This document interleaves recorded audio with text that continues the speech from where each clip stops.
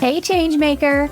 Welcome to Learning for Good, the only podcast that teaches nonprofit leaders how to leverage training to drive performance, improve capacity, and fuel their mission impact. Do you ever feel like your nonprofit is growing, but your people just aren't keeping up? Or like you're fixing the same problems over and over? Do you wonder how to build confident, capable staff who know how to lead, not just execute? If we haven't met yet, I'm Heather, and I know how hard it can feel to get people to do what's expected of them. Trust me, I have 3 kids. I've tried telling people what to do and how. I've tried the traditional training approaches, and I realized that just doesn't work. And that's when I started researching what does work. Now, I help mission-driven leaders use learning to drive performance, build capacity, and make change that lasts. And I'm sharing it all on this podcast.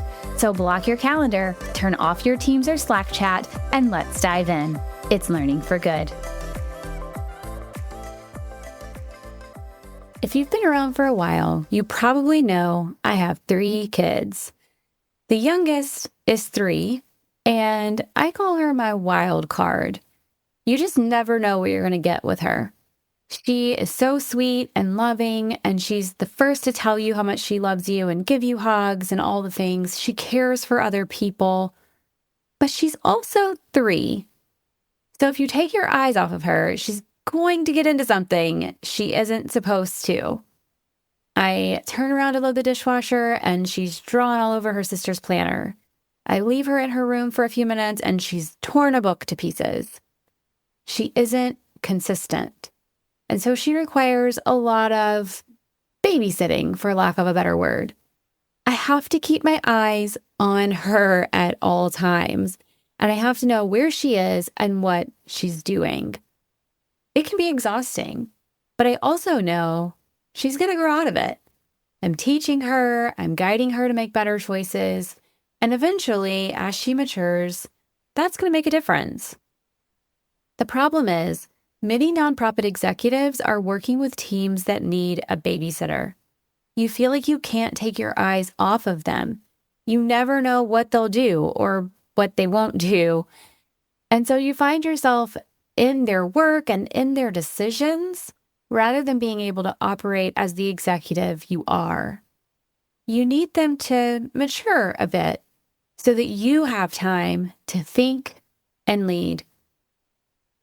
If that's you, this episode is for you. Today, I'm going to bring you lessons from past clients and past podcast episodes to help you build a team that doesn't need babysitting. Let out a sigh of relief.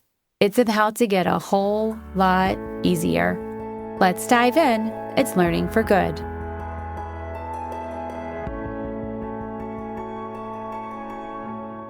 I am often approached by organizations that want some sort of team workshop. Their people managers are struggling, inconsistencies are everywhere, and the executives don't have the time or space to be strategic and really lead their organizations because of it. I love it when nonprofits come to me with this, because problem solving is where I thrive. I love peeling back the layers and finding the pain points and the opportunities and creating a roadmap to relieve that tension. Now, I'm going to give you some steps you can take today, but know that if you ever want support building teams that are aligned, efficient, and consistent, we can work together on a performance diagnostic and plan for your organization. Now, let's talk about 5 key actions that you can take today to build high-performance teams. The first thing I want you to do is prioritize building trust with and among your teams.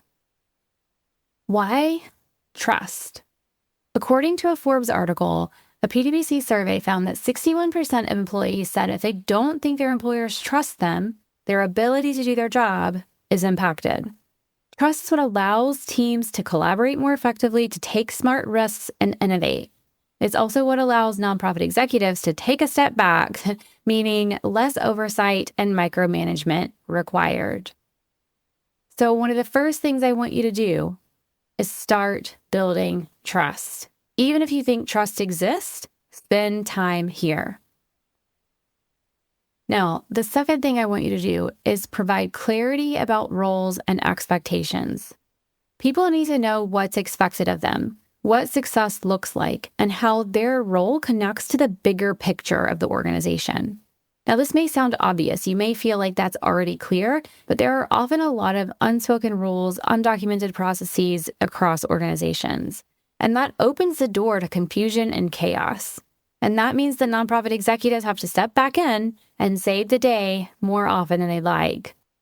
So instead, what I want you to do is get really clear, communicate those expectations, and provide ongoing feedback to people so that they really understand, they're really clear on what your expectations are.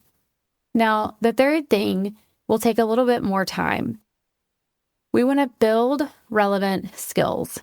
So often nonprofit teams are struggling with communication, collaboration, and decision-making. I see it time and time again. These are skills that their teams need to use every single day.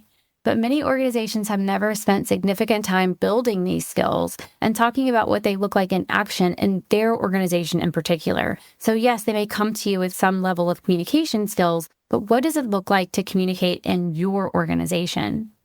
Workshops are a great way to build these skills, and as teams get better at communicating, collaborating, and making decisions, the nonprofit executive is less likely to become the bottleneck for every decision, which means they can spend their time doing things only they can do. And that's what you really want. You want to be able to spend your time in your zone of genius, right? The things that only you can do. And you want everything else to be able to run efficiently and smoothly without you having to be involved in every single aspect.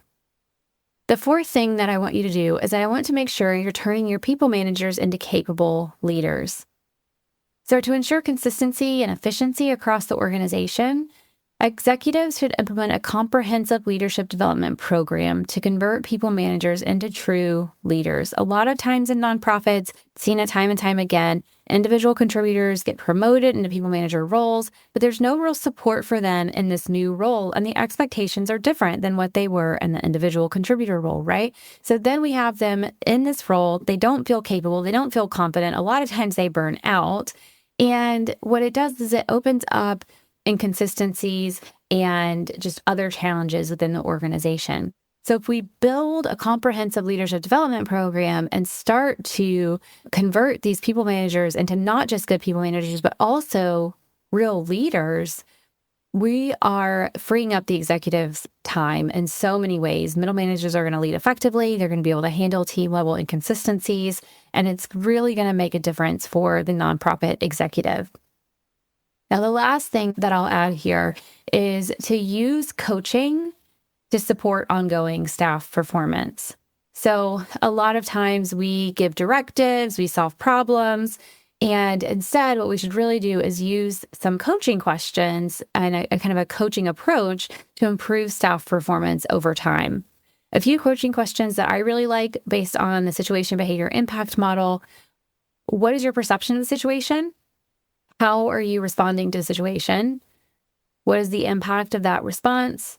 And what's the best possible outcome from here? This allows you to use coaching, to use these open-ended questions to help uncover what's really happening, what the potential impacts of that are. And so you're able to shift responsibility and capability development back to the staff and address performance issues directly and effectively. So over time, as you're coaching them, as you're guiding them, they're able to build those skills because they're putting the reps in, and that's important. So these 5 actions, building trust, providing clarity, building skills, developing your people managers, and using coaching techniques for ongoing support will transform your teams and allow you as a nonprofit executive to step back into the role you were hired for. If you need support finding and solving the pain points in your nonprofit, I would love to work with you on this. I'll drop a form in the show notes. Complete the form and we'll reach out about how we can work together to get you back into the executive role you love. I'll see you next time on Learning for Good. Hey friend, was this episode helpful for you? Did you like what you heard? Do you want more content like this? Here are 3 things you can do. Hit subscribe. Leave a review on Apple Podcasts or your podcast app of choice. Share this episode with a colleague. This means so much to me personally. I read every review, but it also helps me learn what content you like most so I can create more of what you want.